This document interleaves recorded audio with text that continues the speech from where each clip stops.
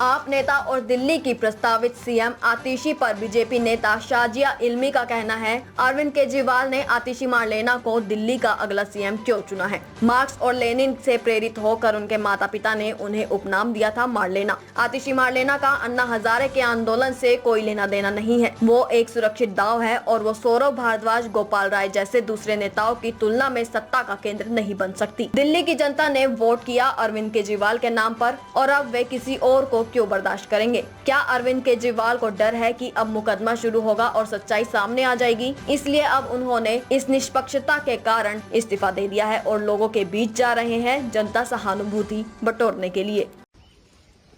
सोचने वाली बात है, आतिशी मर्लेना को ही क्यों उत्तराधिकारी बनाया है अरविंद केजरीवाल ने। आतिशी मर्लेना और मर्लेना ही उनका नाम है, मार्क्स और लेनिन से प्रेरित होकर उनके माता पिता ने उनका सरनेम मर्लेना रखा है। वो तो चुनाव के वक्त वो हो गई थी सिंह, जैसे कि आशुतोष जी भी गुप्ता हो गए थे, और सिर्फ चुनाव की खातिर। तो अब आतिशी मर्लेना का ना तो लेना देना अन्ना हजारे मूवमेंट से था, वो उसके कई दिनों बाद आई।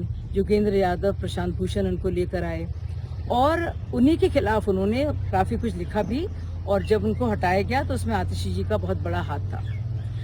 अब आतिशी जी का कोई भी कंट्रोल या दबाव किसी भी विधायक पर नहीं है। माना जाए तो चाहे वो संजय सिंह हो या गोपाल राय हो या फिर सौरभ हो, वो तो अन्ना हजारे वक्त से साथ रहे हैं और वो जबरदस्त पावर सेंटर अलग से भी बन सकते हैं। आतिशी जी एक सेफ बेट है, वो पावर सेंटर नहीं बन सकती, विधायकों का उन पर विश्वास नहीं है, तो इसलिए ये खेल खेला जा रहा है।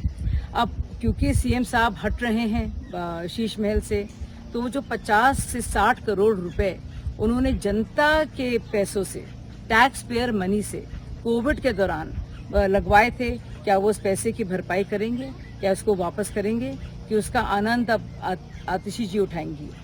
और क्या संजय सिंह जी को बुरा लग रहा है कि अरविंद केजरीवाल जी जा रहे हैं, तो दिल्ली की जनता को क्या होगा? क्या निजी तौर पर, जाती तौर पर उनको ज्यादा तकलीफ हो रही है? ये भी सोचने वाली बात है।